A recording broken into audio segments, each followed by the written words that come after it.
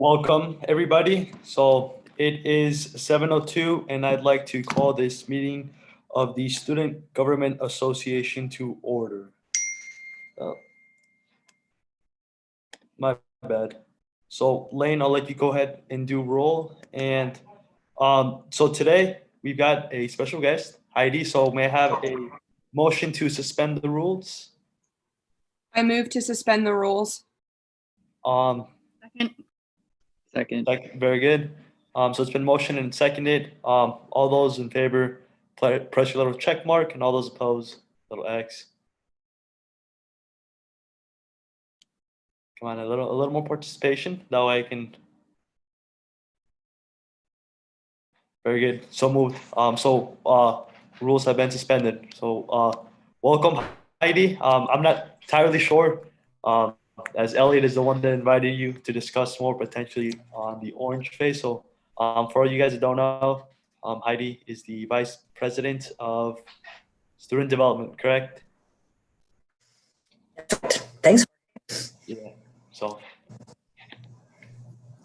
And right, my computer's telling me my internet is unstable. So give me 1 second. I'm going to change my phone.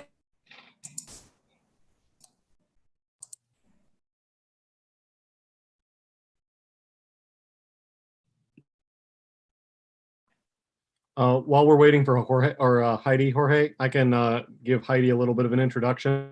yeah. So I asked Heidi to come tonight because I think we have a lot of questions that we might need answered, as well as the student body who might be watching us over our live stream. So this is just an opportunity. If you have any questions, there was over 15 to 20 responses to my post in the GroupMe. So this is just an opportunity for you to ask questions. I probably wasn't able to answer every single thing as efficiently as Heidi might be able to. So this is your opportunity now. So Elliot, it sounds like you just kind of queued me up, but I was paying attention to my phone. So and switching over. So hopefully I didn't miss too much. So I think that the reason that what Elliot just said is letting you know that we had called a special meeting of the crisis management team this afternoon. We don't generally meet on Wednesday afternoons, but felt like just given what's been happening on campus, but also in the broader community, that it was good to touch base and make sure that that we feel like right now we're on the right track, holding steady with our current operational phase. So I want to fill you in both on that conversation and on the announcement that I anticipate coming out tomorrow morning, which says that we are staying. We're holding steady for now, and also answer any questions that you might have. So the things that we've been paying attention to, I'm sure like everybody is aware that we've had a surge of cases on campus. Last week was particularly difficult, which was what led us to return to orange and putting the residential and dining restrictions back in place that I know nobody likes, but that really are helping us contain the number of contacts people have that lead to lots of folks ending up in quarantine in response to any positive COVID case. We also talked about what's going on around us in Warren County, the rest of Iowa. I am guessing people are aware that Iowa is seeing some of the fastest COVID spread. Frankly, I think our students are probably safer on campus right now than they might be in some of their home communities, given the way COVID is spreading in other parts of the state and beyond the state. We know that yesterday afternoon, Drake University announced that they were suspending face-to-face classes in order to go online for the rest of the semester. And so we had conversation about all of that, and in the end decided that for now we're going to hold steady. So let me tell you what led to that decision and how we're moving forward, and then be happy to respond to any questions that you might have. So the main things that guided our discussion and decision making are, one, We are not seeing signs of spread through classroom contact. We carefully contact trace every positive case we get, and we have no documented cases of either a student or faculty member contracting COVID through classroom contact, not one. And similarly, we don't have any documented cases of COVID spread related to people participating in, like I know CAB has started slowly wading back into the waters of doing some face-to-face programming with lots of precautions in place. And we have no documented cases of COVID spread related to any of those. We have seen very little evidence of spread among athletic teams, and we've been doing random testing of our student athletes ever since they started practicing again. And as our winter sports get ready to ramp up, they're going to be going to full team testing, I believe starting next month. So we are very carefully monitoring what is happening with athletics so that if we start to see signs of spread on any team, we can quickly step in and have them suspend their activities in order to minimize that spread. Where we do see spread is through the kind of close, casual, and unmasked contact that around the country. We're seeing spread the same ways everybody else is. So a lot of it is happening because people are spending time with their families. So somebody goes home or a faculty or staff member is visiting extended family, and a family member gets COVID, and now we have somebody in our community who has COVID. And the reason that in moving to Orange, we cut back on the residential visitation and the campus family units is that when we went from it being just a roommate pair or a roommate pair plus two to as many as 8 people that were considered a family unit, if I went home and was in contact with somebody with COVID and came back and had it, by the time I knew I had it, there were 8 people on campus that I was in close unmasked contact with. And those are the places where we're seeing spread, thus pulling that way back, as hard as I know it is for everybody, but really ramping down the places where we knew the contact was problematic, but continuing to allow face-to-face instruction, to allow those structured events that give some opportunity to interact with other people other than via Zoom, but in ways that we know are not spreading COVID on campus. So that's what we are holding with. We are going to continue to closely monitor what is happening with cases on campus. We are closely watching to make sure that we have enough space on campus to isolate and quarantine students who need to be isolated and quarantined and can't do it at home. And also watching what is happening with faculty and staff.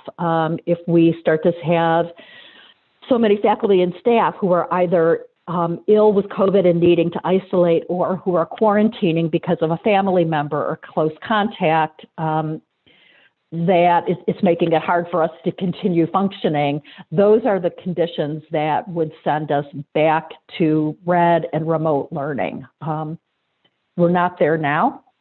I will tell you, I anticipate that this will be a pretty much day-to-day decision that is getting made by CMT and cabinet. And if we see things shifting, then we are prepared to do what we need to do to, again, step in, shut things down more, and keep everybody safe.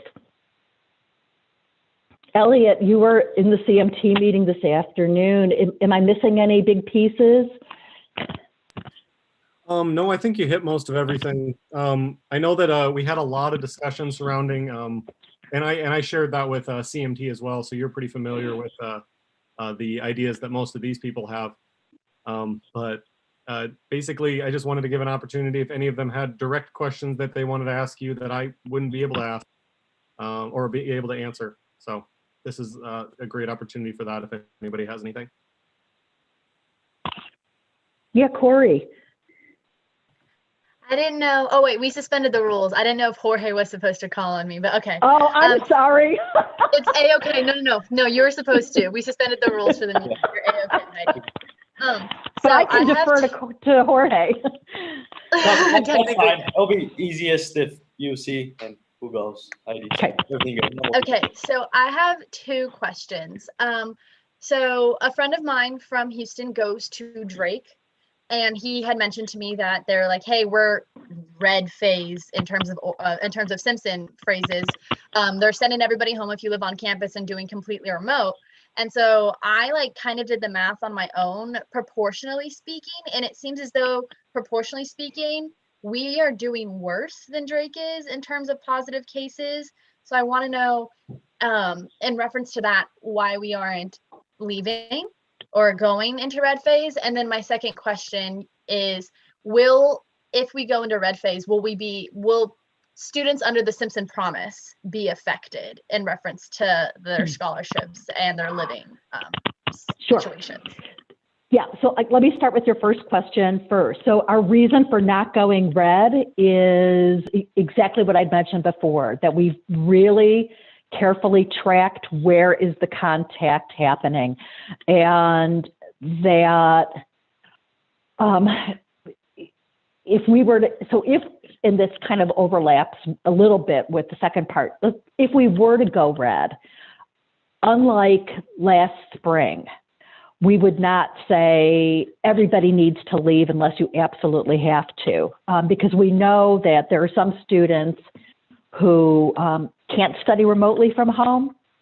We also know that there are some students who would probably want to have a period of kind of a quasi-quarantine before they go home. And so so we would do what actually very much like Drake is doing. They're saying to students who can safely go home and finish remotely there. But if you can't, you stay here. But you're doing your classes online. You get to leave your room to go get food and bring it back to your room. But basically, you are spending 2 weeks in your room nonstop, which I think would be a pretty miserable thing personally. And what we would be telling you can't do, we're not seeing is high risk. So we're saying you can't go to class, but going to class isn't where we're seeing COVID spread. So we're still seeing the effects of our change to yellow before last week. So we are probably just another few days now, given the incubation period, just a few more days until that will be done. And we're already seeing, because we've really ratcheted back on social contacts, the numbers of quarantines associated with any positive case is going back down, which is exactly what we need it to do. So right now, we're not doing what Drake is doing because we really feel like the measures we've put in place had been working and that we're going back to what was working. But again, if we start to see that it isn't, we may be following in Drake's footsteps. So again, if we go red, we anticipate there are a lot of people who will choose to go home right away and that there are some who won't. And if those who choose to go home right away are Simpson Prom, I mean, we understand that that's not going to be an issue at all.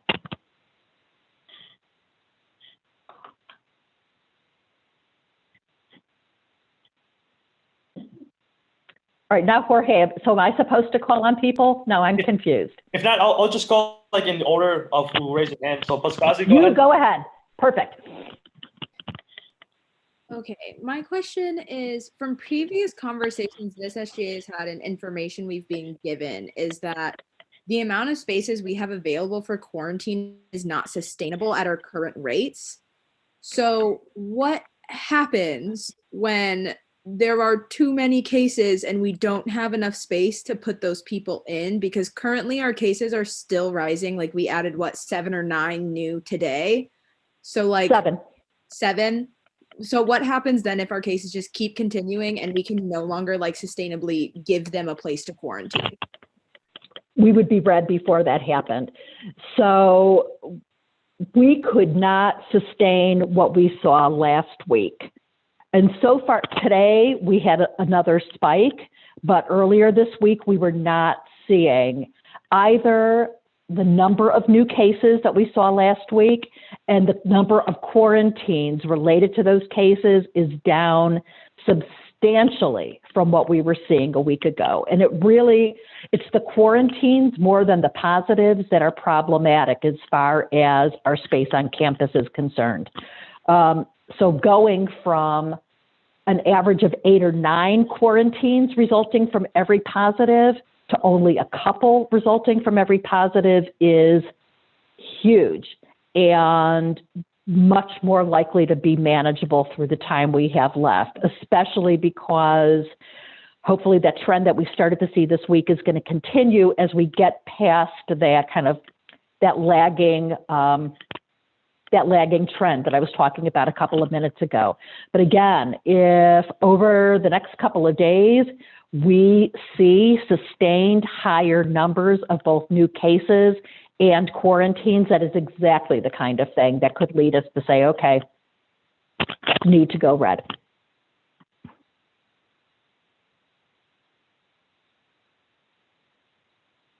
Very good. So Evan next. Go ahead, Evan.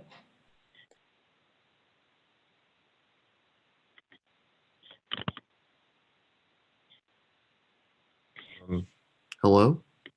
Hello. Oh, hi, Heidi. Hi, Evan. I know that you said that you guys aren't seeing any spread via classroom contact. Right. And I was wondering, I know that there are some people who don't know how they contracted COVID who've tested positive. I know that there are like people that were responsible and followed the rules. They didn't go on like party buses or anything. And they're completely clueless of how they contracted the virus. And I know that in some cases, I don't think this is happening often or anything, but in some cases there are, in classrooms, we're not 6 feet distanced. People aren't wearing their masks properly or told to put their masks on properly.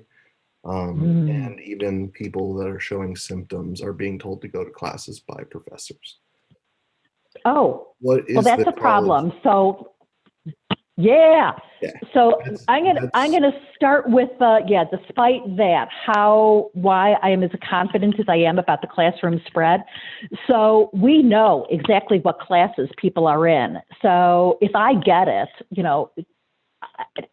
I get it because I went to visit my parents? Did I get it because I went to Hy-Vee? I mean, I don't know that. But what we do know is every single class that I'm in and who else is in those classes and who's sitting where.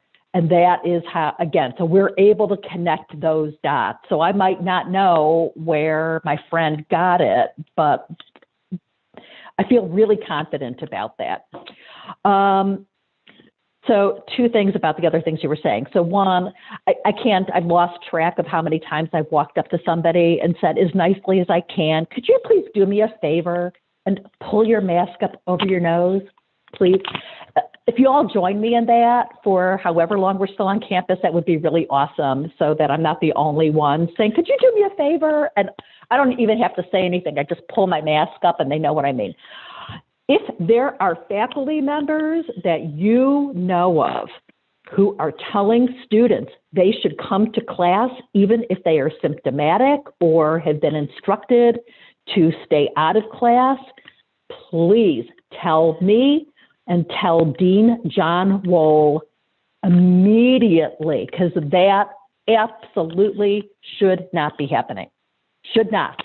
So if you hear of that, let us know and we will follow up with those faculty members. Thank you. You're welcome. Maggie, go ahead. Hi. So I know that the school is doing contact tracing, but I recently noticed that contact tracing doesn't necessarily mean quarantining. So my roommate came in contact with someone who had COVID, but not long enough to quarantine. I'm a high-risk student, and so like while we were waiting for her results, if I hadn't removed myself from this room and I had gotten COVID, that would have literally killed me. So my big thing is I need to know that CMT and Simpson isn't just contact tracing, but they are quarantining every single student who could be a possible spreader. Because being told that my roommate hadn't come in close enough contact and that she wouldn't be quarantined was devastating to me. Luckily, like I had the gall to reach out to Luke Bohonic and be like, can I be moved? But I don't know if there are other high-risk students out there who don't. Like they haven't been here for 3 years and they don't just like feel like they can reach out to Luke Bohonic and say, move me. And so they're with someone waiting for those results, feeling like their death is now imminent. Because that is how I felt when I found out that contact doesn't mean quarantine. I literally Sure. felt like I just been handed my gravestone. So I Maggie. I would Yeah. like to know that you're quarantining everybody. So we are quarantining according to the CDC and Iowa Department of Public Health guidelines, and we have to follow those guidelines. So, and we are consistently following them. What I would tell you and tell you to tell anybody else is if they have a concern because of their own health risks about somebody who maybe doesn't meet those quarantine guidelines, to get in touch with Katie Lee so that we can be doing an assessment of what your individual health risks are and make decisions about what changes need to be made accordingly. Very good. So I've got Pascasi again, Evan, and then I have a question. I just can't raise my hand, so that way you guys don't think I'm skipping that. So Okay. All right. What's up, Cassie?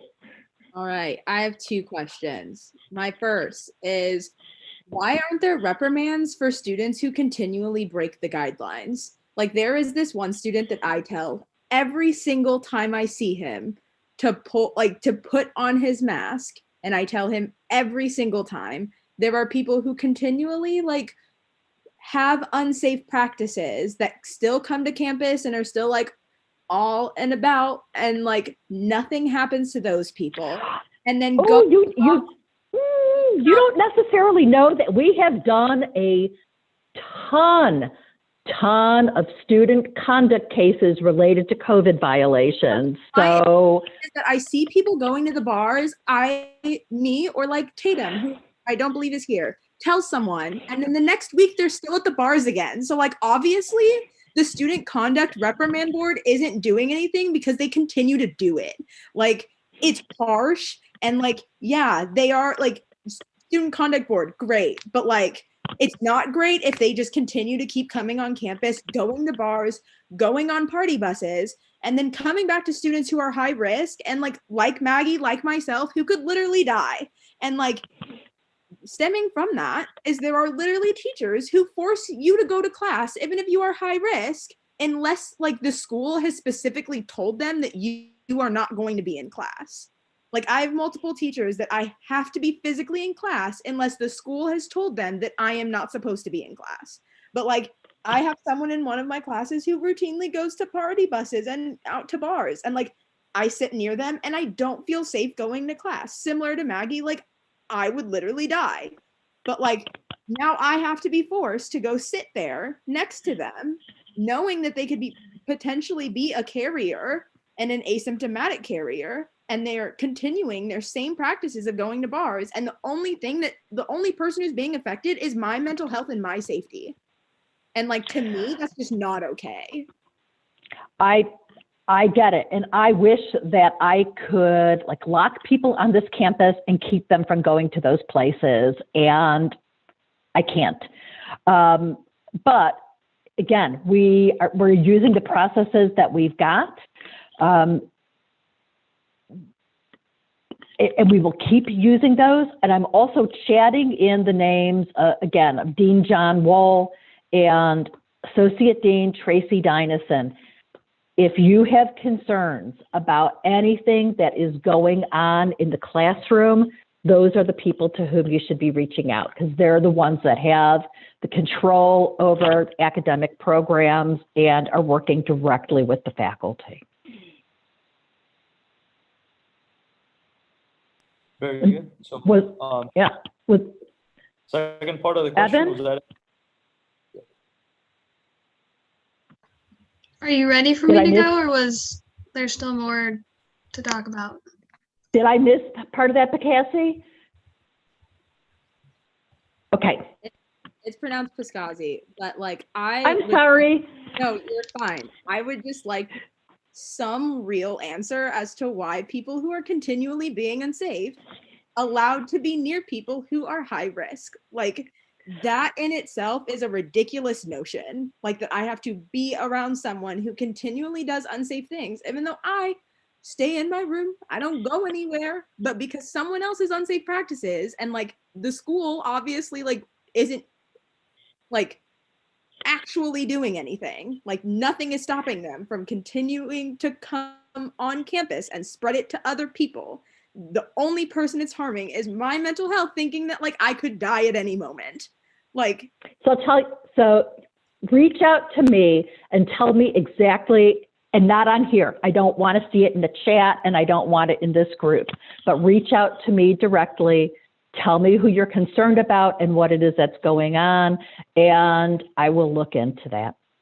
But again, we don't have any rule that says that you can't leave campus, that you can't visit your family, that you can't that you can't have a life away from campus. And I can tell you, like, we have people who've gotten it because they've gone home to visit their family. So I think there's also that reality that we can't put a bubble around the campus.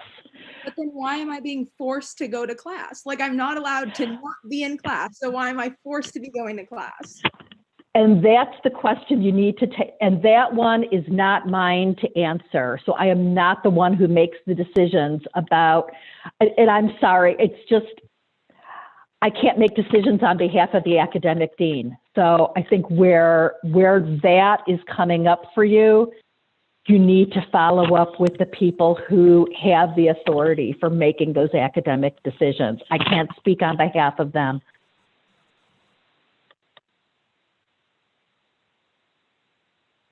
So now I think it's heaven. Yeah. I was just curious, like, what the CDC guidelines are.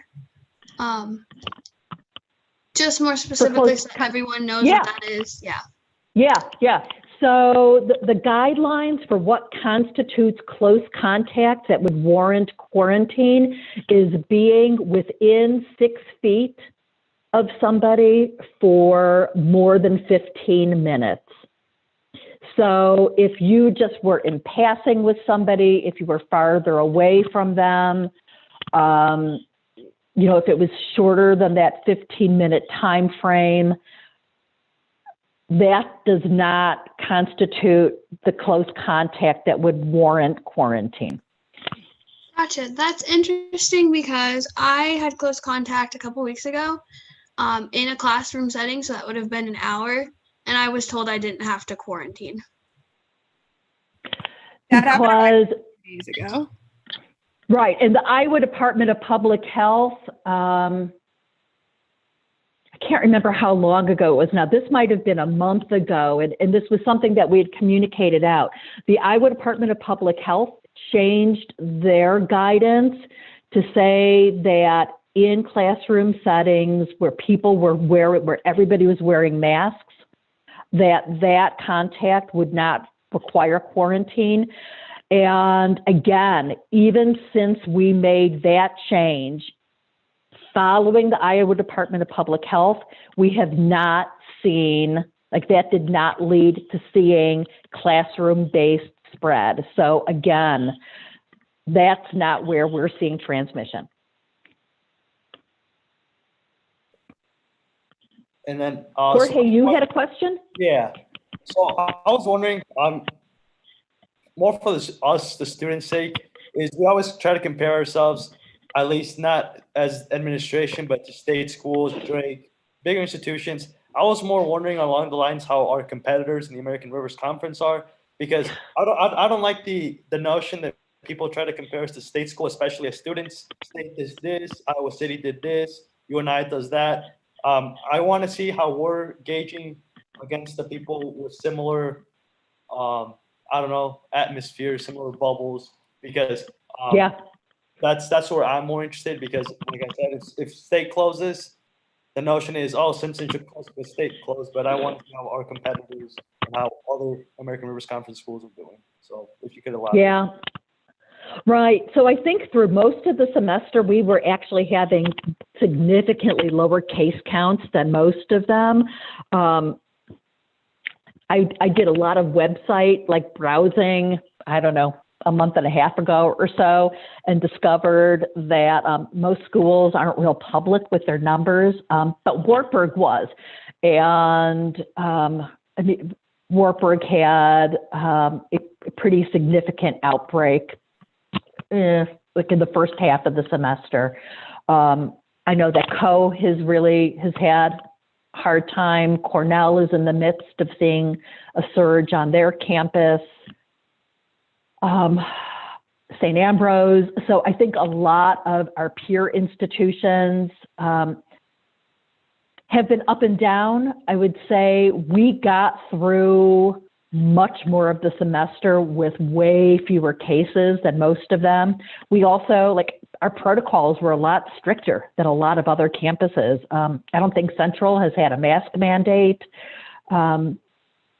There were other campuses that were having more large gatherings throughout. And so I think that even though it made for campus life that didn't feel like normal campus life, that frankly, our protocols have worked. Very good. Thank you.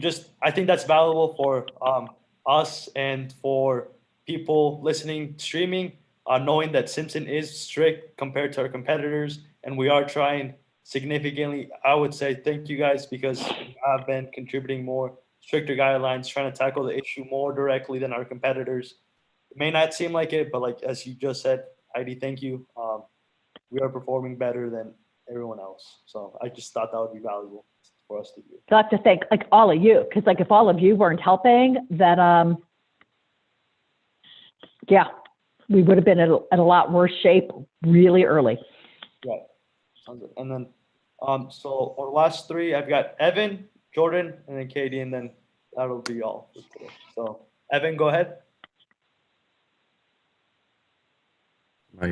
Okay, there. My mic lags. I kind of wanted to reiterate an issue that Piscazi brought up.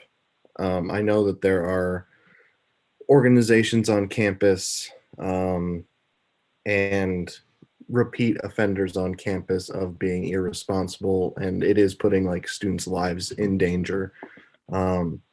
And I know that we can't control every aspect of a student's outside life, but I think that if there are student conduct meetings being held about these issues, maybe a more severe punishment is needed in order for these organizations and students to not continue to repeat offend. Is that something the college is willing to look at? And like how far, like what extent, like suspension, expulsion, is that up in the air?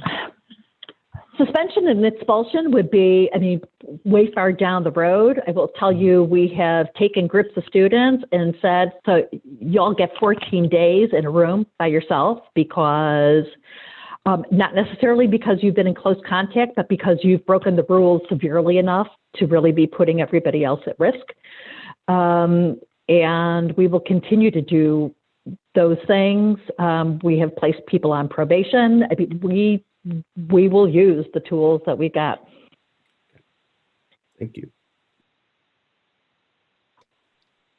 Very good. So Jordan, go ahead. All right, hello, can you hear me? I can. I just had to Okay. find you on my screen. Yes. Okay. My question for you, and if you don't have the answer to it, then that's okay. But in terms of like testing and availability of testing here on campus, Mhm. are we still good on having enough tests for students that want to or that need to? Yes. Yep. And we have gotten no Okay. indication from Test Iowa that that is going to change. So our plan is to continue having testing, and frankly, I think our plans for next semester are going to include some expansions of testing. All right, that's all. Katie, go ahead. I guess I would just like to know exactly what steps students need to take in order to get online learning. It seems like it's been really restricted, and we know that having symptoms isn't enough, and telling professors that you're having symptoms isn't enough. We know that being afraid of literally dying isn't enough. So like, are there CMT protocols that you would like students to follow that we just aren't aware about? Or like, how are people able to get these things to stay safe? So in order to be exempted from face-to-face learning, student needs to either have a documented health condition of their own that would put them at increased risk, or I know that there have been some situations in which there has been consideration of close relative that would be at risk. I'm not the person that evaluates those, so I'm not quite as clear about how that second set is considered, but there needs to be a documented reason that somebody would need to be exempted from face-to-face learning. And then what if they had symptoms? Like, does emailing the professor telling them they have symptoms, is that not enough? Or does it have to go through a member of CMT or Katie Lee? So if somebody is like putting down that they have symptoms, which then should be like if you are doing your Moodle and you put down that you've got symptoms, what you should be getting popping up in there is something that says, stay home, don't go to class, consider getting tested. And you should be following that. And that really should be all that you need. So if you are symptomatic or you have a friend who is symptomatic and they are trying to do the right thing and like Zoom into class and their faculty member is giving them a hard time, again, like the dean needs to know that because that should not be happening. Okay. And then do you know exactly how long we like should expect to wait to get a response in that instance? For a the exemption request?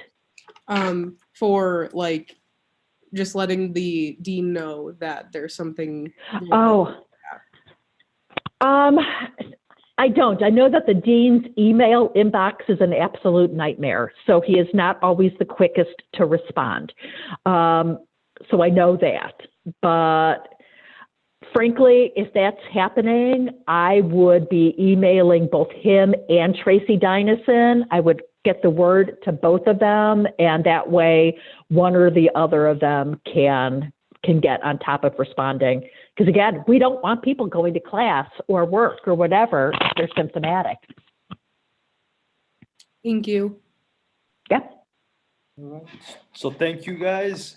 Thank you for your questions. Heidi, thank you for coming and clarifying. I mean, you guys can keep information coming, campus polls. So we'll keep updated. In the meantime, I don't know if there's anything else that you'd like to say on behalf of CMT, Heidi. I don't know. No, I just thank you again for giving me time to be here. I am always happy to respond to your questions. And I'm going to do this wrong. Piscassi? I'm not getting it right yet. Tell me again. Piscassi. Piscassi, thank you. I'm typing a response to your question before I leave. All right. So very good. So now, in the meantime, we'll move on to reports. For myself, no report. That's about it. Don't want to extend this meeting longer than it needs to be for you guys as maybe overwhelmed. So any questions? Alrighty, seeing none, we'll move on to Student Body President Elliot Meyer. Elliot, go ahead. Yes. Did Heidi leave? Okay, just making sure. It's not a huge deal if she's still here. I just wasn't sure if she was or not. Katie, do you still have a question? You're good. Okay. So Heidi, myself, and Jorge had a meeting earlier this week. We discussed a lot of the stuff that we talked about in here, but we also discussed some stuff around financing. That could be a discussion that we could have with the wider SGA next week. It includes something along. So if I've told you about this before tonight, but we're carrying over $150,000 in our budget. Obviously, this is a huge amount of money, so we're considering ways in which we will not carry over that huge amount of money in the next coming fiscal years. So we're throwing around some ideas regarding that. Jorge, myself, and Heidi had a discussion as to how we could limit that amount that's going in there to begin with, because we're probably not needing a full increased student activities fee each year if we still carry over 150,000. So that is that. We also discussed Wi-Fi and financing, or excuse me, Wi-Fi and internet issues, which obviously are a problem this week and last week. Originally, I thought it had something to do along the lines of registration, because if all the people that are not first years might remember, we have internet issues every single year when it goes to registration. So we had a discussion regarding that. We also talked with President Kelleher. We don't have any definitive answers on that, but I just want to let you know that we all talked about it, and hopefully we can get something done in regards to that. I'm not sure the actual reason for it. Lynn Jensen, who's in charge of IT, might have a better reason as to why our internet has been not the greatest in the last week. So, and then we also discussed large-scale SGA funded projects, including the tent and floor coverings. We talked in length about how those would be financed, which is primarily through SGA, and who will be using those. Again, the primary focus of those projects are going to be students. So the floor coverings, obviously, that one's a little harder to justify as to why we're purchasing it.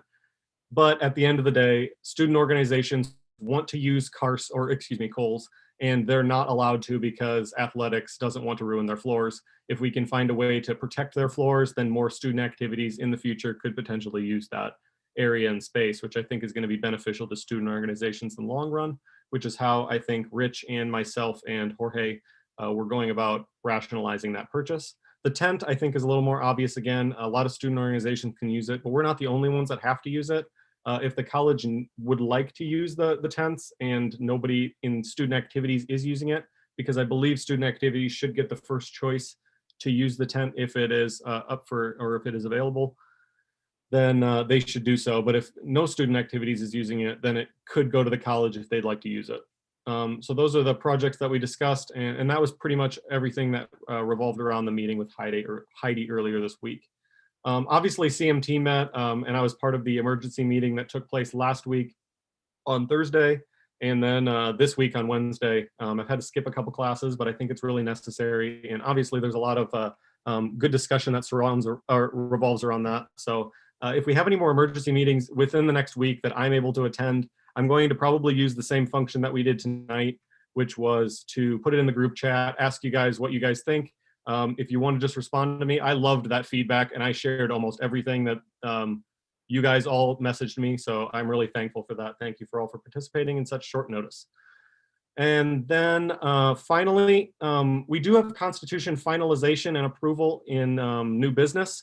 I'm not sure if we will get to that because we're going to try to keep this meeting under by 8:20. We're going to try to put a soft deadline on that. So keep that in mind, but we're going to try to get to it. We only have about 3 or 4 things we need to approve before it's a completed, finalized document. So that's down in new business. And finally, we have student body president and vice president signups that went out on Friday. So please encourage everyone that you know to sign up. It has to be junior or sophomore or junior, as the way our Constitution is written currently. But please encourage all those who might be interested to apply. We're going to be doing a forum, I think we called it, on Sunday at 3 o'clock. So you're not all required to attend. You're welcome to attend if you want. I haven't seen many people sign up yet. I don't know if it's just the nature of this week, the nature of this semester, or just the position. Not a lot of people want to sign up for it.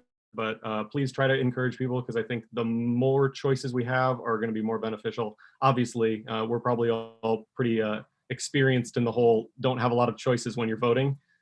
So keep that in mind. And that is all for my report. So any questions? Great. All right. Seeing none, move on to senior class president, Casey Spring. So we have 3 budgets in new business to vote on. In addition, we kind of talked about this 2 weeks ago or whenever the last time we met. If a budget is under $500, FAC can vote on it without bringing it to the full SGA. So we had one of those budgets last week and one this week. So last week we allocated $189.18 to the International Student Organization. They're doing little like giveaway bags for International Week.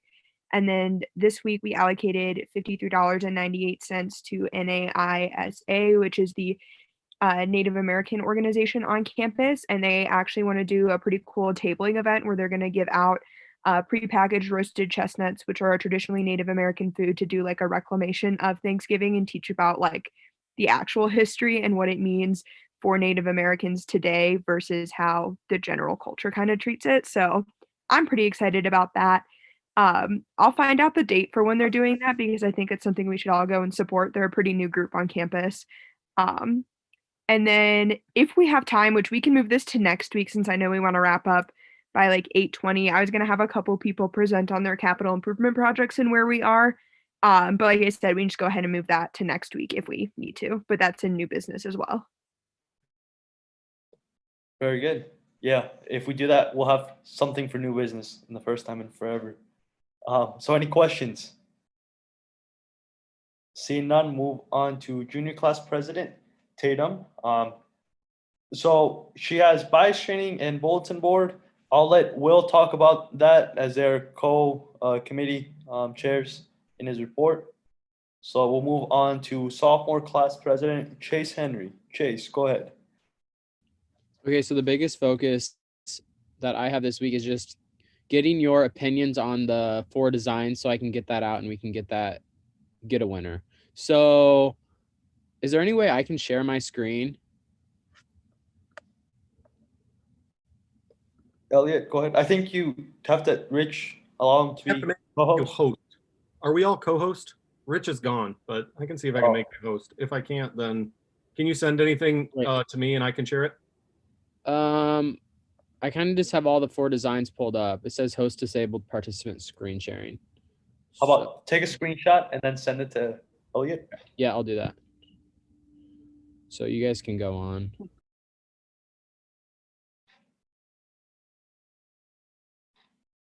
I think I might have fixed it. Try it again.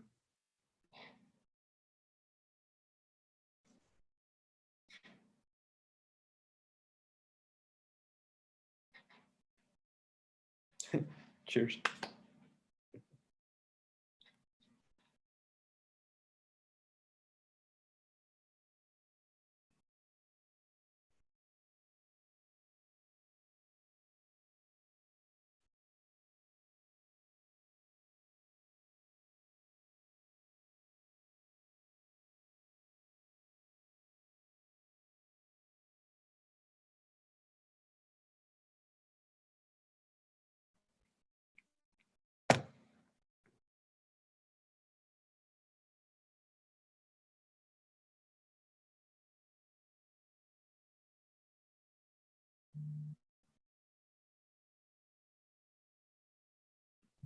Corey, I'm not sure if you can see my question, but I was going to ask Chase, are you wanting to vote on these right now?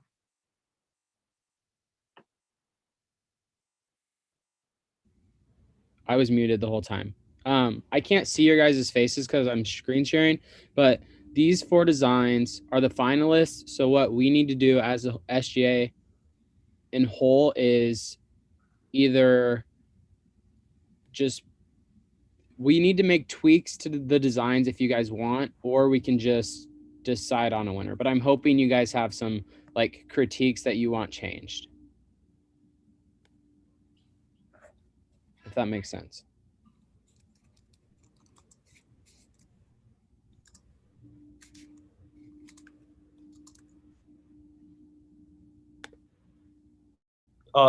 Casey, go ahead. You have a question? Yeah, if Chase kind of wants feedback, I guess my question just is the one that's hand drawn.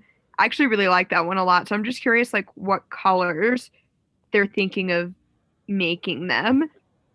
I'm going to, sorry, I'm taking notes on my phones because I can't see anything for some reason. So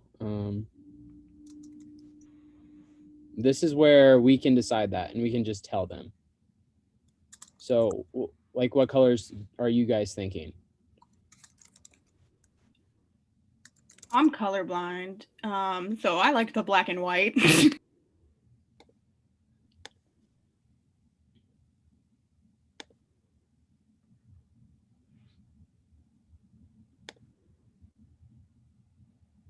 Is this a thing that maybe Chase, you could designate each one with a number on the screen and yeah, just present to it and group me, designating which logo is number 1, which is 2, which is 3, and which is 4, and we vote accordingly because I just need feedback. That's all this is for. It's just Okay. feedback. So if you guys like, I know someone said established in 1860. They didn't want that on there, right? Someone said that, I think. Hey, that was me. Yeah, because thing. Student Government Association was not established in 1860. The college was, just the Student Government Association wasn't. Otherwise, I really like that logo. So I had my hand raised, but I don't know if you can see me, and I can't do it over the thing. Anything. Jorge has to call. I can just talk now that I already interrupted myself. No, you're good. Yeah, so the handwritten one, I believe we have someone that would be able to digitize that and make it basically like symmetrical. All the lines like add up so it doesn't look like it's hand drawn, obviously. Even though I really like that design. I am concerned because it's not a logo, but maybe my concept of a logo is skewed because our logo is circular and it's like logo-ish. So I think that could be fine if we deem that. I think the student government or the Simpson College, like this gray one, the background gray one, I would like another color besides the gray background. But maybe that's just me too. I'm really just giving my thoughts because I like to give feedback. Then I think the red that Piscazzi was putting in the chat might have been referring to the top right one, that background. I could be wrong about it, but that's the red color that personally I find a little off-putting. You think the bottom red one? I liked the color of the bottom red one, so maybe that was also me. I was saying bottom red, bottom red, bottom red. Yeah, I like the bottom red too, but yeah. So the top right one, just the different shade of red, right? Yeah. Maybe match it to the bottom one. And maybe a different font for the SGA. Maybe. I do think that this also is nitpicky, Elliot, but this is the time to be nitpicky though. The font size for the SGA, which is also a period in between, I would like those removed because it's just an acronym, not a whatever it's called when you put periods in between. I guess that's also an acronym. I think that the spacing between the black lines is too thin. I would like it a thicker, blockier font. Not too blocky, but blockier. Yes, it's initials. Yeah. Is that the word? Cool. I didn't know that. So that's all nitpicky Elliot. And if we're really going to get onto font, I really do like the bottom right font. I think that balances out really well. I think the gray one, maybe I have a problem with that font too, but I can get over that one more than I can get over the SGA. And I am done talking. Since Elliot brought up fonts, can I also talk about fonts? Just real quick, I don't want to neglect the other two in front of you, so I'll have Casey, Hadley, and then Maggie. Just because I've seen some people waving their hands. I don't know if they've been up for a while, as I couldn't see the entire screens. So Casey's hands lower. So Hadley and then Maggie. So go ahead. Oh, I lowered mine because I thought it was my turn. I'm sorry. You're good. No worries. Am I good? I just can't see, so thus No, you're fine. I thought it was my turn, so I lowered it so I didn't forget later. But my quick comment was gonna be maybe we want to vote on which one we want, assuming it was perfect, and then just talk about how to fix the one rather than trying to perfect all four to then only choose one, if that makes That would sense. actually that would be really well too, especially since we're already a week behind. So if everyone's okay with that, we could just do that.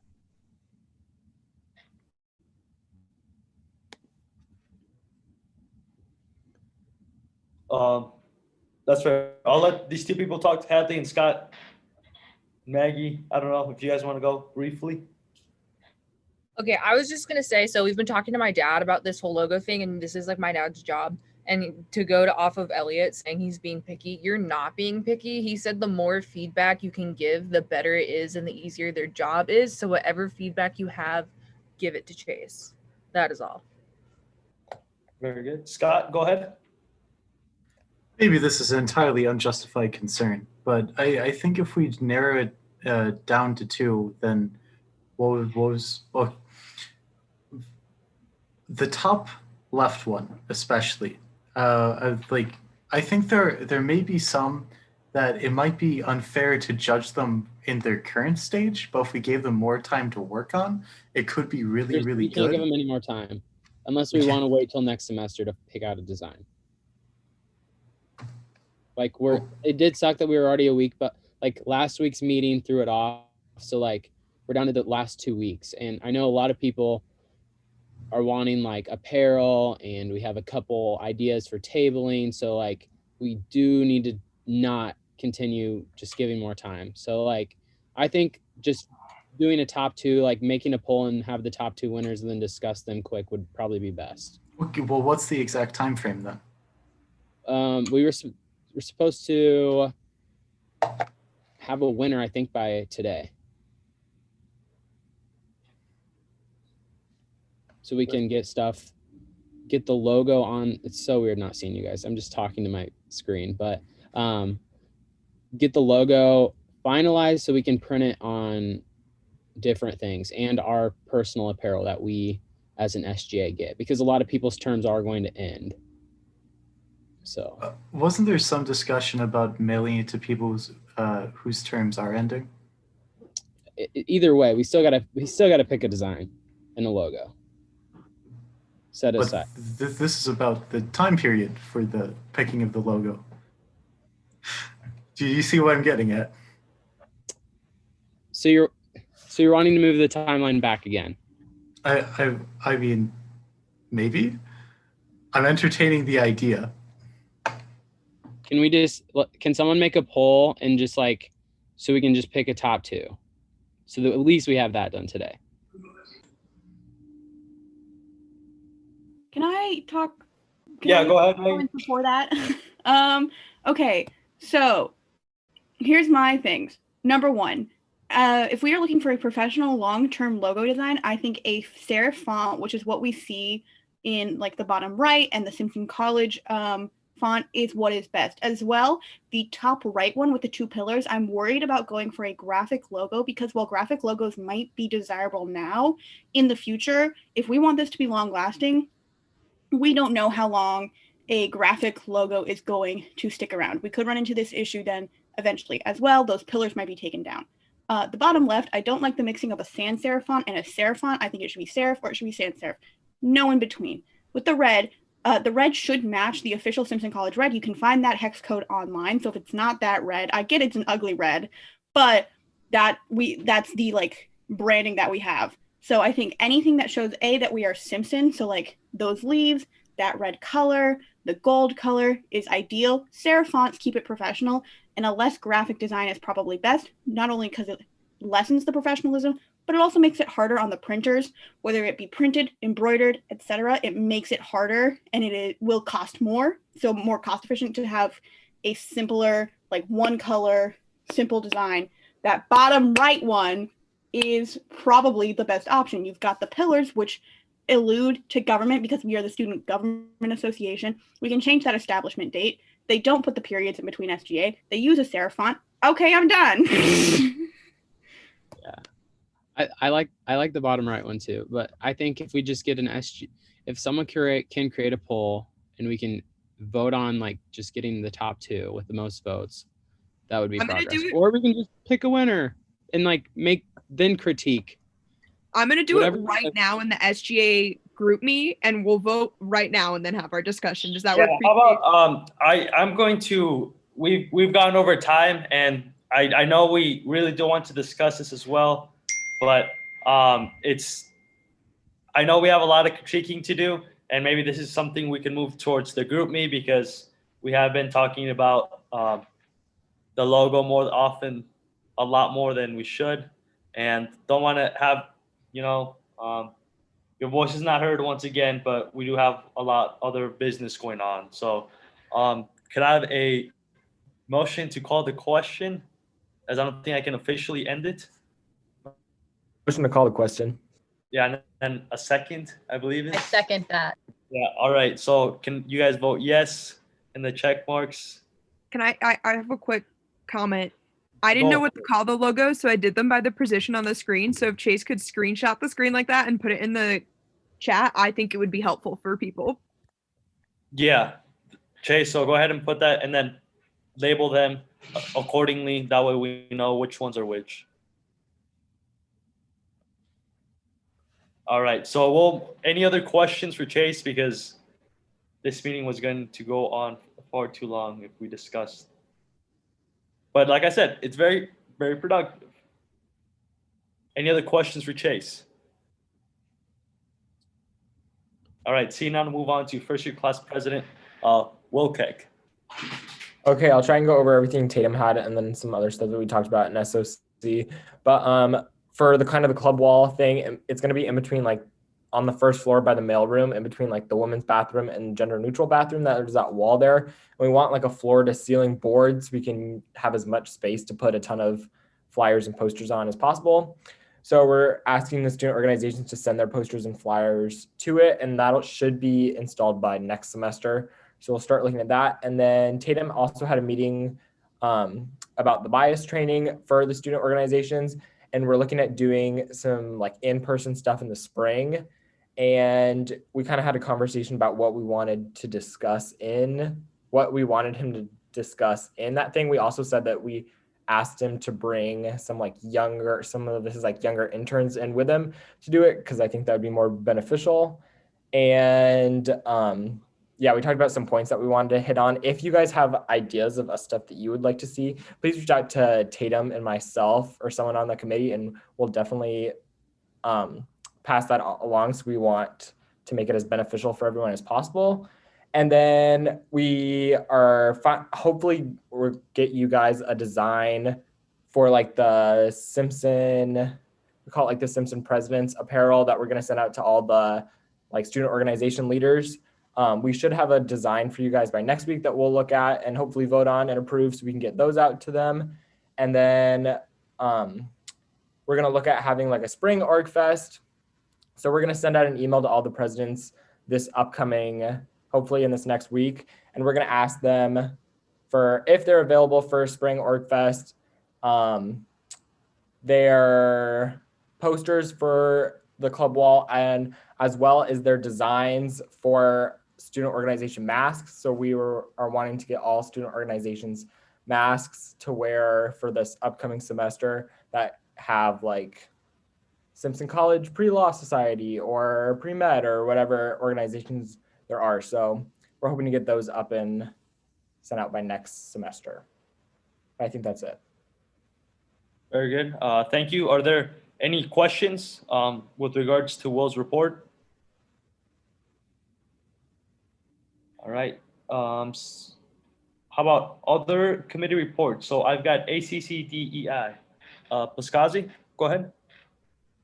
I'm gonna report on it because I was there and Tatum's not here. A lot of stuff happened. We went over every single demand with President Kelleher and with everybody else in that committee. a lot of things happen and I don't want to take up a lot of time. But if you would like that information, I think they're going to send out the minutes tomorrow. So like I can send them to all of you. But a lot of discussion happened and a lot of good discussion happened. And people were mean when they should have been mean and people were nice when they should have been nice. So it was very productive. And that's literally all we talked about the whole meeting. So Very good. So are there any questions or comments with regards to Paskazi's report?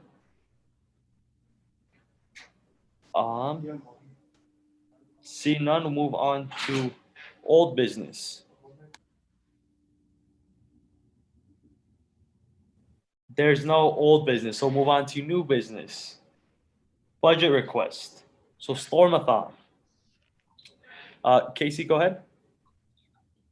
I moved to allocate $9,314.86 to Stormathon. Second.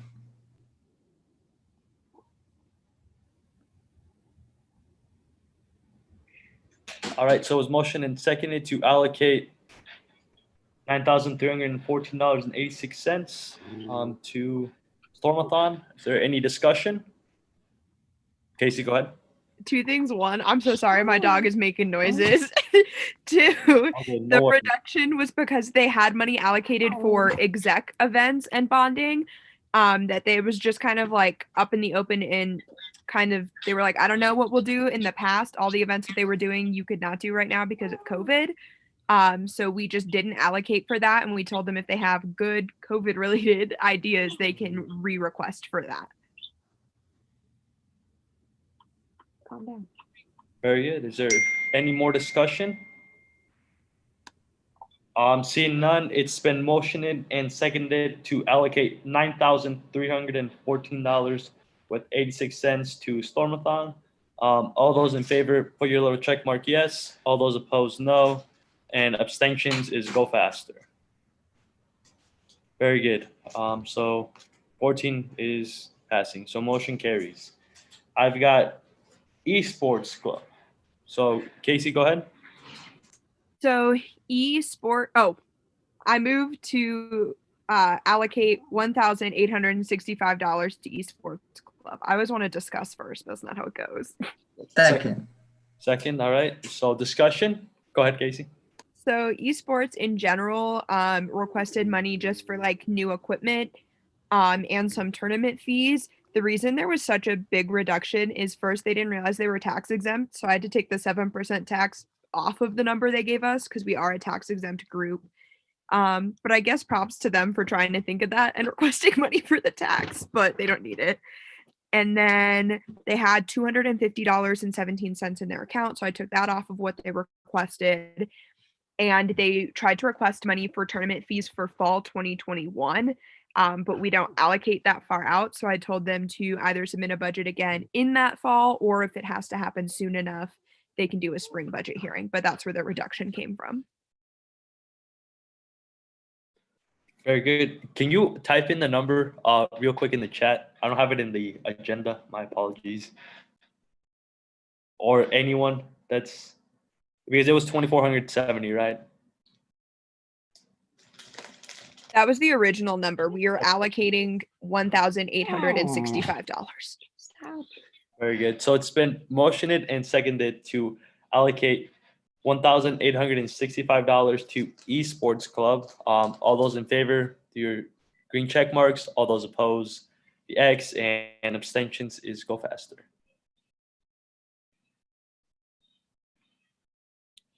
I need 2 more votes, otherwise I can't move forward.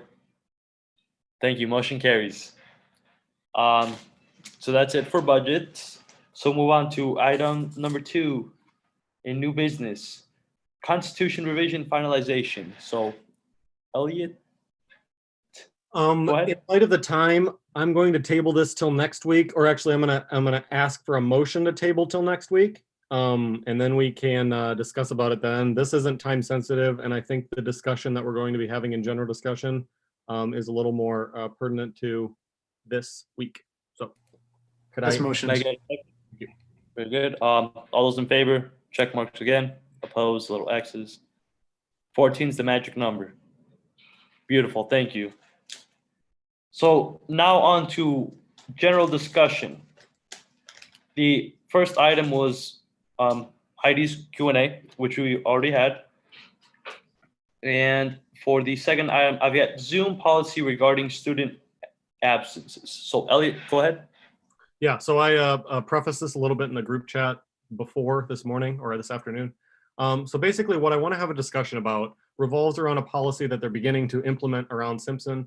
And I think that several senators in here have already had direct experience with this. The belief is, and I brought this up at CMT when they started discussing it, was that students are misusing the Zoom option. Basically, they're saying, like on a Friday, for instance, that they'd rather go on a Zoom call than actually show up in class. So they're telling their professors, hey, I'm not feeling good. I want to stay home and I want to go on Zoom, when in reality they could easily go. Basically what the discussion was in CMT, and I think this was last Monday actually, was trying to restrict and not allow that to be taking place as much. And the way they would go about doing that is taking the decision kind of out of the hands of the professors.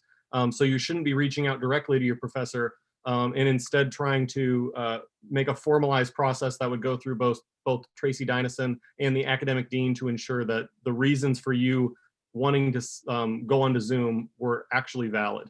I didn't really love this idea, and they were confident that there was a lot of evidence to support the fact that students are misusing this policy, but I think it gets into tricky territory because you have the potential where students actually have symptoms and are forced to go to class, which is obviously dangerous and nobody should be doing. So I didn't love the policy that they're putting into place. I would love to have a little bit of discussion about it, and then I can bring that information to either CMT or email those members directly and talk about it. So Hadley, go ahead. Welcome to me being upset. So here's my thing with this. If this was a normal school year, people would have the option to skip class, as they can do right now. And essentially, what we're saying is that Zoom is being misused. Well, if this was a normal school year, they wouldn't even be going on to Zoom. They'd just be skipping class entirely. So I don't understand why they can't have the Zoom link open. And if people are feeling symptomatic, which is something that our college is trying to prevent, why aren't we just letting them go on Zoom? It's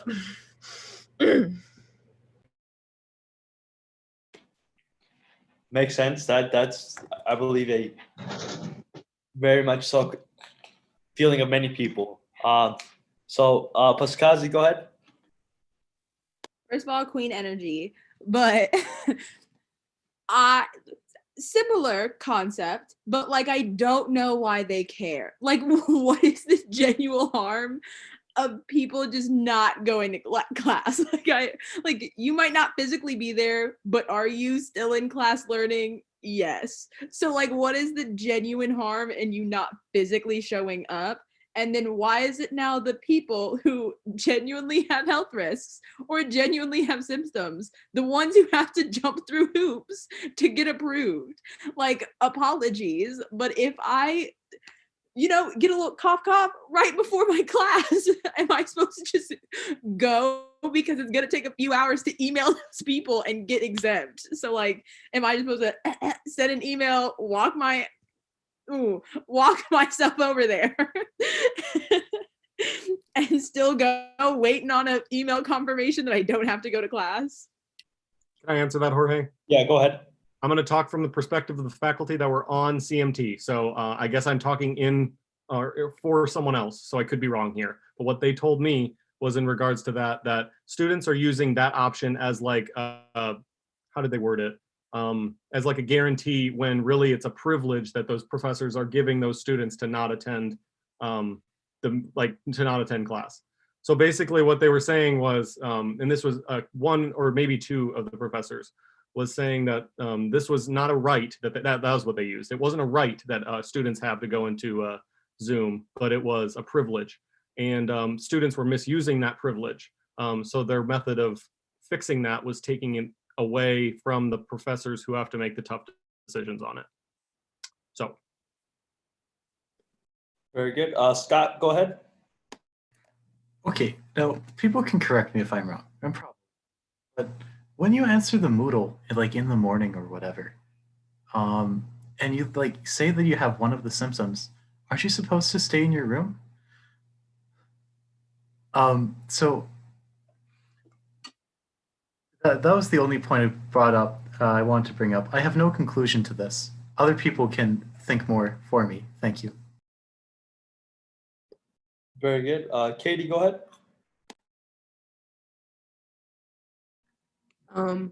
I guess I just want to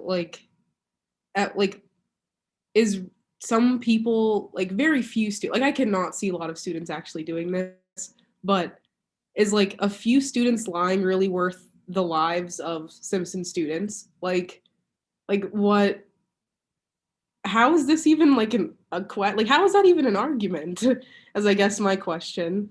Like I was symptomatic Sunday night, emailed my professor, and then was told I needed to go to class.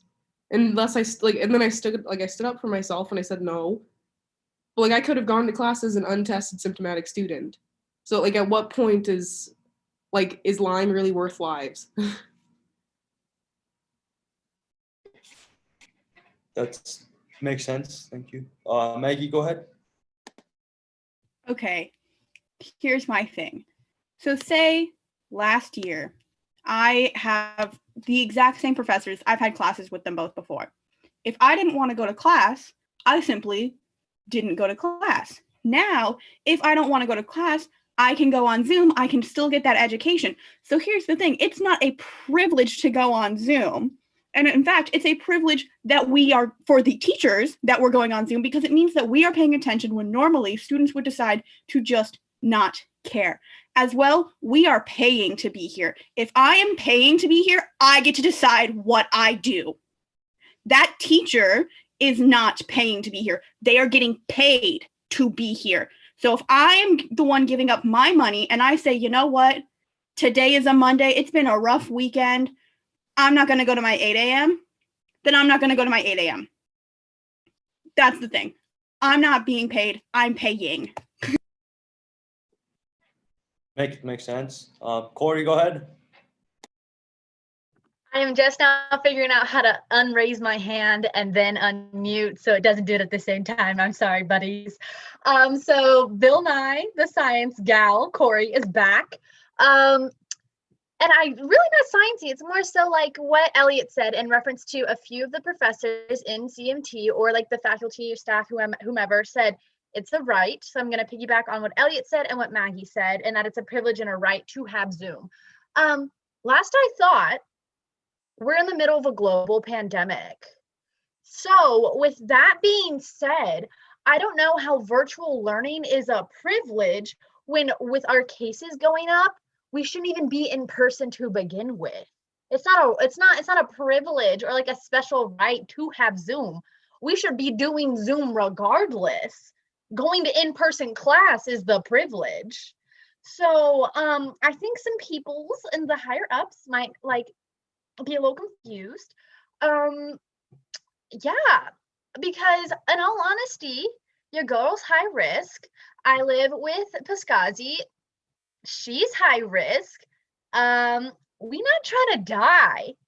And if our professors are dropping our grades because we're zooming into class, I'm gonna just let you know, me and Cassie are more, we have classes together. We are more typing into Zoom and like cognizantly aware of what's going on via Zoom than we are when we actually show up to class. So like, I don't really have a question. That's just my 2 cents. Last I thought, it's Rona season and we're supposed to be Zooming, not in person. But thank you very much. Have a great evening. Very good. Elliot, go ahead. I will say there's been a couple people that have brought it up, so I want to also play a little bit of devil's advocate, but also saying what the professors in the CMT meeting said to me, which was, or said to us, because I was part of the entire meeting. Basically, what I heard was the accommodation in the case of putting a bunch of people on Zoom when you have the other half that are still in class is rather difficult for professors. I will say that. Okay, I mean, I know you can say whatever you want, but at the end of the day, most of these professors have, and I'm sure that we've all experienced it, where a professor, you are on a Zoom call and the other people are even in class and they just ignore you completely on the Zoom call. That's annoying. And it's hard for a professor to navigate both a person in class and on a Zoom call. They brought that up to me, and I kind of understand that. It is hard to navigate when you have to make accommodations for every single one of your students in class. But at the same token, I think that we've all made some really valid points. So I just wanted to bring that into perspective for everyone. You can respond to that. You don't have to respond to that. I just wanted to bring it to the attention of everyone. Very good. Paskazi, go ahead. Okay. One is when Ellie responded to me and was like, teacher privilege, right thing. They say what Maggie said, we pay them. So if I don't want to show up to your class, you're getting paid regardless. So like, why do you care? Your little check's still finna be signed by Simpson College, and you're still gonna be put in your mailbox or direct deposit or whatever you got. It's still gonna be sent to you. So like, let me go on Zoom. But like, also, that is just like them not being able to navigate Zoom in a class is just a weak excuse, because I have teachers who do it fantastic. I'll call her out because she's great. April Drum Hewitt be killing the Zoom class game, okay? She be keeping us hella engaged, and she be looking at the chat and making sure that we're engaged, all right? So the whole Zoom is hard to navigate is just a weak excuse. Like, I pay way too much money for you to not figure it out. Like, it's really not that hard for you to be able to, I be in Zoom and watching TV half the time and I can still keep up. So like, if you can't like say something and then periodically look down at your computer to see what people are saying, like that's a personal problem and you should fix it, because it's not hard. It's not hard. Very good. Evan, go ahead.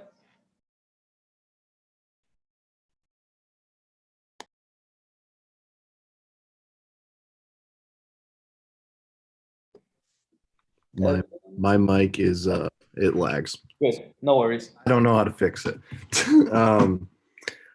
I think that what the professors brought up, good point.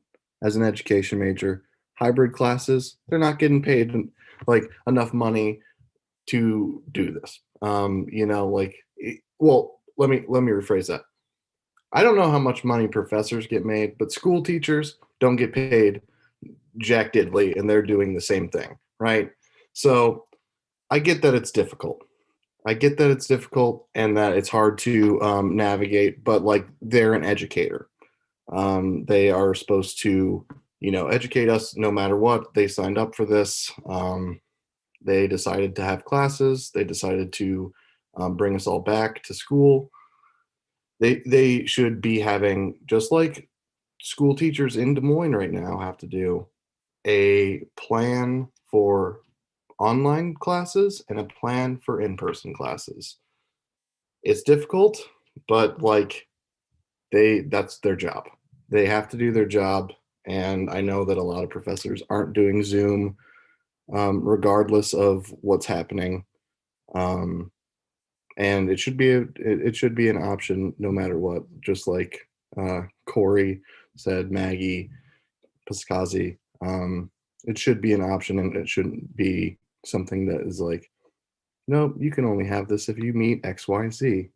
So that's my 2 cents. Very good. So we'll move on to our final four. So Jordan, Casey, Hadley, and David. So Jordan, go ahead.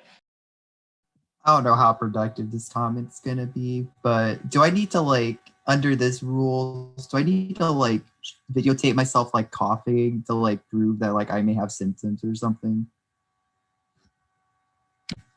That was all. It really wasn't productive, but it was just a point. Fair enough. Casey, go ahead. I'm gonna send a video of me taking my temperature to prove I have a fever. My actual comment, I just thought what Jordan said was hilarious and a good like point. Like, what do they mean you don't have symptoms? Prove it. I have 2 things for the Zoom online. I think like I understand to a degree that teachers are like, it's hard to like make sure students are engaged or actually participating on Zoom. I'm guessing their fear is that like we're not paying attention. But if you're doing a good job at engaging people on Zoom, and like you'll know who's there and who's not, because either people are putting in comments in the chat and talking to each other, and raising their hand to talk to you, or they're not. Like, you can grade people on participation points on Zoom the same way you do in class. If somebody never says a word in class and somebody never says a word on Zoom, they get the same points. But if I talk all the time in class and talk all the time in Zoom, I don't see why my participation can't be graded that way. And teachers saying that they don't want to accommodate people, it's like, if you don't want to accommodate students to help them learn best, don't be a teacher. Like, that's, I am still flabbergasted that you said that, and that was like 20 minutes ago, that you were like, they just don't feel like accommodating for students. And I know that's true as someone who has like accommodations for a medical condition, but this is like global pandemic. Like, they could think ahead for this all summer. So I just don't feel like that's a reason to punish everyone's learning. Very good. Hadley, go ahead. Okay, I'm sorry if this gets a little weird, but my brain has a lot of thoughts right now. Going off of what Casey says, they had all summer to prepare. I know many professors took online Zoom classes to prepare for Zoom. They were not optional.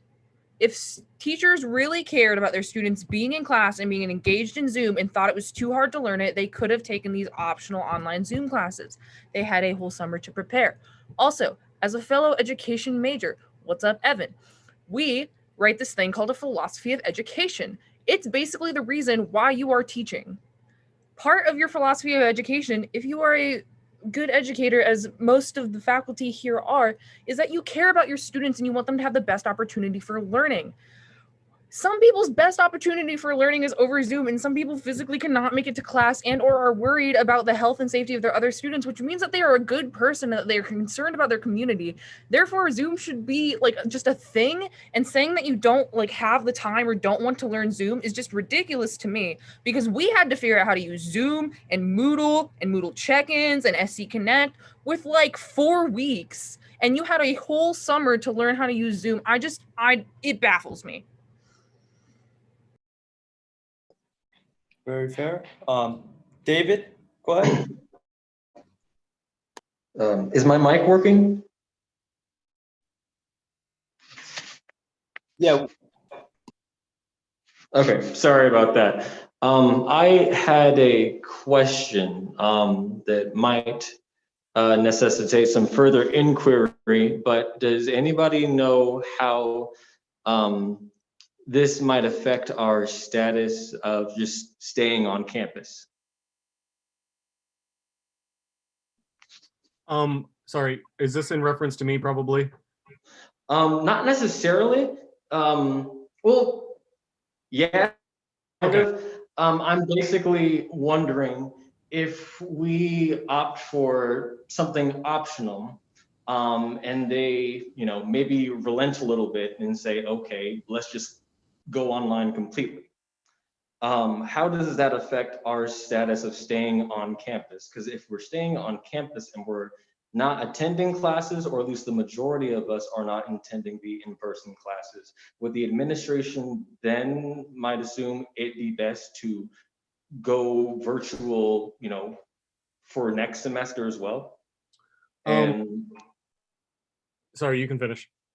Oh, no, I was pretty much finished there. I'm just wondering about the implications of going further.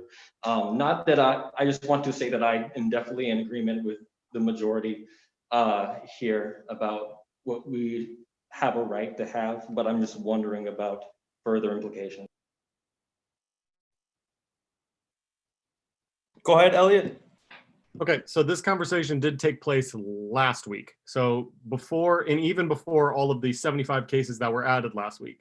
So all of the decision-making process and all of the discussion regarding accommodations for students, and this entire conversation took place before we had, and I see our question, Casey, before we had 75 cases and before we have all of this stuff where we were starting to have conversation about going back onto orange and red.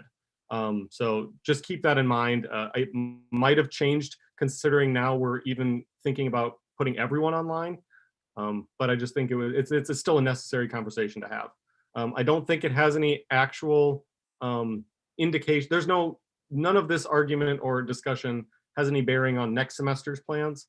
I'm fairly certain we're still planning on doing an in-person in the spring, but discussion around the spring has also been limited. So that's all I have for that. Very good. Paskazi, final one.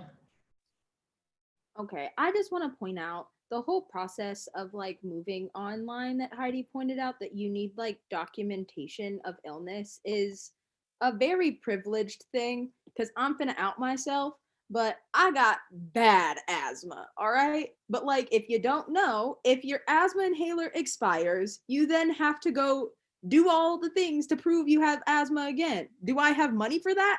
No. So it's technically not documented anymore that I have asthma. And unless Simpson finna pay my doctor's visit, I'm not gonna have that documentation to prove.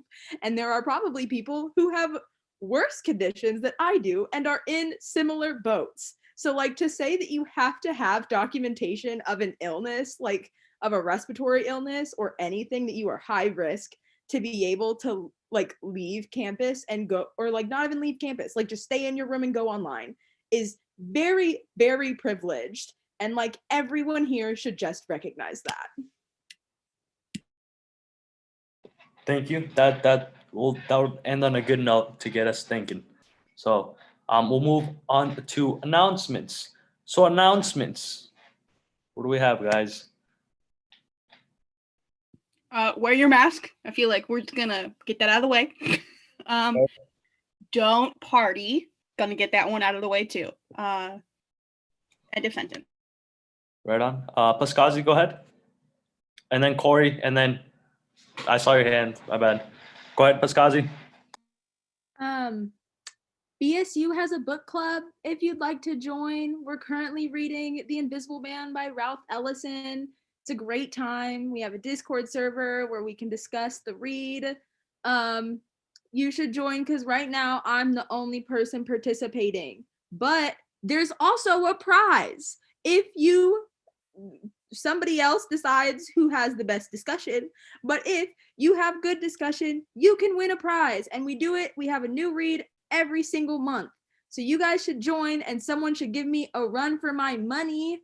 It's also in the campus polls, even though I would like to keep winning so I can build up my personal library, but I would like some competition. Very good. When do they meet? We don't. It's a Discord. If you've never been on a Discord book club, what happens is there are like, you join the Discord, they give you the link for the book. All of the books are for free, and we give you the link for them so you don't have to buy them. There are also audiobooks for anyone who likes audiobooks. But you literally, like, we have channels for the chapter of the book, and you can like literally just participate as you read. So like, there are no like harsh deadlines for like when you have to read it, or like when we meet. You literally can just discuss in the Discord whenever you can discuss in the Discord, and you discuss for every chapter, and you discuss all throughout the month. But the link is in the campus poll, so I can give you the actual link to put in the minutes. Very good. Thank you. Corey, and then Katie. So go ahead, Corey. Thank you. So everybody finished strong. We have 2 weeks until break. So yeah, finish strong. Also, this is my first own announcement. If y'all don't know, I'm the UGA for the World Language and Culture Studies program or department here at Simpson College. I am putting on my own event. It is Kahoot. For those of you who like Kahoot, I'm not going to lie, I did make all the questions in Spanish. So that it's a little but if you'd like to join, you can. The top 3 people are most likely going to get a prize. It's just your knowledge, your overall knowledge over the Spanish speaking world. They're super, super easy questions, like what is the main sport in Latin America? It's not soccer, it's football. So don't click that one. And there's super difficult questions, but please check it out. I would love to have some participants. Also, it's on Zoom. I'll be posting the link on all of my socials, and I have 500 of them. So yeah, if you want to come, you don't even have to participate. But if I'd see your beautiful faces at my own event ever, that'd be kind of cool. So thanks. That's my little tidbit for tonight. Thank you. Katie, go ahead. Yeah, kind of to go off of Corey, I just want everybody to make sure that they're taking some time for themselves the last couple weeks, along with the last couple months, because of a pandemic, have been very stressful on a lot of people. So make sure you're taking some time for yourself before the next couple weeks of finals. Very good. Thank you. Any other announcements from you guys? Take a nap. Facts. That's exactly what I'm doing right after. So yeah. Item number 9, adjournment. this meeting stands adjourned. We'll meet next week at 7.